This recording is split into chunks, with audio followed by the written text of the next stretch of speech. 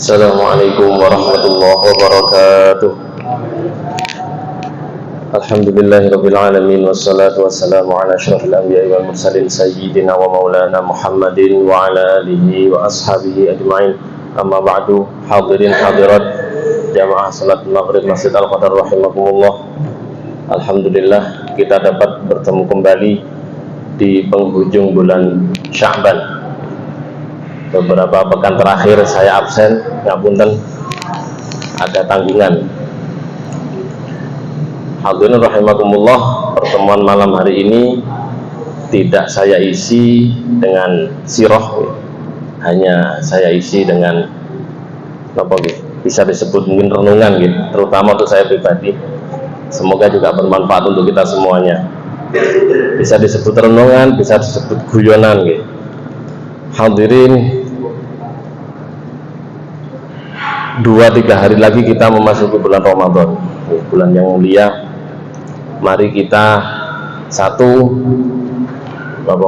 bunga, harus bunga. Ini sing berat, kangge kula berat gitu. Harus dipaksa untuk bunga, harus dipaksa untuk senang dengan datangnya bulan Ramadan dengan berbagai macam keistimewaannya. Insyaallah panjenengan sampun apal sedaya. Terus harus bunga. Yang kedua, kita harus bersyukur kepada Allah Subhanahu wa taala dengan harapan kita ini masih bisa menangi Ramadan yang tinggal beberapa hari lagi. Kita menangi dan kita bisa menyelesaikan dengan mengisinya dengan ibadah-ibadah baik yang bersifat vertikal kepada Allah Subhanahu wa taala maupun yang bersifat horizontal, ibadah yang bersifat sosial kepada sesama manusia. Dalam hal bersyukur, Rasulullah Shallallahu Alaihi Wasallam memberi cara bahwa kita ini harus melihat orang yang ada di bawah kita dalam hal materi dan dunia. Sak payah-payah ya dewe, sak ngenes-ngenes nasib dewe, itu masih ada yang lebih ngenes. Kita nggak punya pekerjaan, tapi alhamdulillah punya rumah. Banyak orang itu nggak punya pekerjaan, nggak punya rumah, dan lain contoh yang lain sebagainya. Itu yang pertama. Jadi belajar untuk nunduk melihat orang di sekitar kita itu banyak yang berada di bawah kita, sehingga kita itu harapannya kalau mau mengeluh, mau sambat itu rasido, karena ternyata ono sing luwih genes, ono sing luwih rekoso, ada yang lebih payah dari kehidupan kita. Itu yang pertama. Yang kedua, cara bersyukur kepada Allah Subhanahu wa taala untuk memunculkan rasa syukur itu dengan menginventarisir.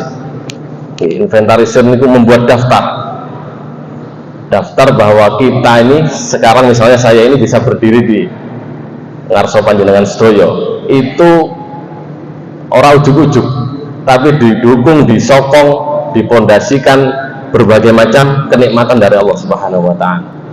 Ini ada salah satu ayat di akhir juz 27 atau 28, wa fi anfusikum afala tubsirun. Allah Subhanahu wa taala meminta kita untuk melihat diri kita dalam hal memahami kekuasaan Allah Subhanahu wa taala. yakni bahwa apa yang ada dalam tubuh kita ini bekerja secara otomatis tanpa kita minta, yang jika salah satunya itu rusak atau tidak bekerja secara selayaknya, kita akan merasakan gangguan, kita akan sakit. Di situ ada kekuasaan Allah Subhanahu wa taala. Ayat ini bisa kita jadikan untuk memunculkan syukur kita kepada Allah Subhanahu wa taala. Mboten usah tebih-tebih nggih. Saya sering sing ngendikake para yai niku misalnya nggih, ngentut nggih, nuwun sewu. Ngentut niku sepele. Nggih. Ngentut niku lek banter mboten mampu. Nggih. Lek mboten banter, mboten suarane, biasane mampu. Niku sepele. Tapi saking ngentut niku kita bisa memunculkan rasa syukur kita kepada Allah Subhanahu wa taala. Alhamdulillah kita masih bisa ngentut. Sanjangi tiang-tiang. Lek gak iso ngentut itu biayane larang. Karena ada yang salah dalam tubuh kita sehingga kita diharuskan untuk cek, untuk berobat. Nah, akhir-akhir ini saya merasa tersindir oleh kahanan, oleh kondisi. Dua cara bersyukur ini saya alami. Saya harus melihat orang-orang yang di sekeliling saya, menunduk melihat orang di sekeliling saya. Yang dua, menginventarisir kenikmatan Allah Subhanahu wa taala yang diberikan kepada saya. Terus akhir-akhir ini kalau ceritane mengikuti skrip atau skenario dari Allah Subhanahu wa taala untuk keluar masuk rumah sakit. Lah niku macam-macam nih, namanya penyakit niku satu macamnya bermacam-macam, beraneka ragam. Yang kedua, yang sakit itu juga failnya, subjeknya itu juga macam-macam. Mulai sing alit ngantos sing sepuh. Kondisinya ada yang benar-benar terlihat orang sakit, ada yang segar bugar tapi sakit. Lah, kondisi ini membuat saya tersindir bahwa saya ini termasuk orang yang banyak mengeluh, banyak ngeluh, banyak sambat. Padahal kalau dihitung-hitung tidak terlalu payah, tidak terlalu rekoso. Lebih banyak orang yang rekoso, lebih payah, lebih ngelus dari saya. Ya, kondisi ini saya harapkan bisa memunculkan rasa syukur dalam diri saya bagikan kepada panjenengan sedaya supaya kita bersama-sama bisa menumbuhkan rasa syukur kita kepada Allah Subhanahu wa taala, sehingga kita ketika kita memasuki Ramadan nanti harapannya kita bisa mengoptimalkan berbagai kenikmatan itu untuk ibadah kepada Allah Subhanahu wa taala.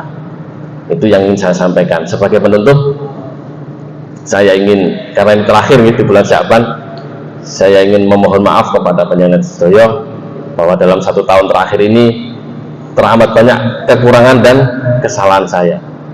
Misalnya wonten sing sambat iki lagune kok gak tau ganti lek ngimami, misale kok awit bodoh tahun ini sampai meh poso lagune kuwi ae. Karena saya ini belajar untuk istiqomah, terus lagune nggih ngoten mawon. Mungkin saya juga dalam penyampaian materi kok bingung, belepotan, masih saja belepotan, padahal sudah lama ngisi kajian atau kultum di masjid ini. Itu satu dari sekian banyak kekurangan saya, sehingga saya sebagai pribadi memohon maaf yang sebesar-besarnya kepada panjenengan sedaya. Semoga di Ramadan nanti kita bisa mengoptimalkan ibadah kita, sehingga kita bisa memperbaiki diri kita baik di hadapan Allah Subhanahu wa taala maupun di hadapan manusia. Sekian yang bisa saya sampaikan, semoga memberi manfaat kepada kita semuanya. Subhanakallahumma wa bihamdika asyhadu an la ilaha illa anta astaghfiruka wa atubu ilaik. Wal 'afwu minkum. Wassalamualaikum warahmatullahi wabarakatuh.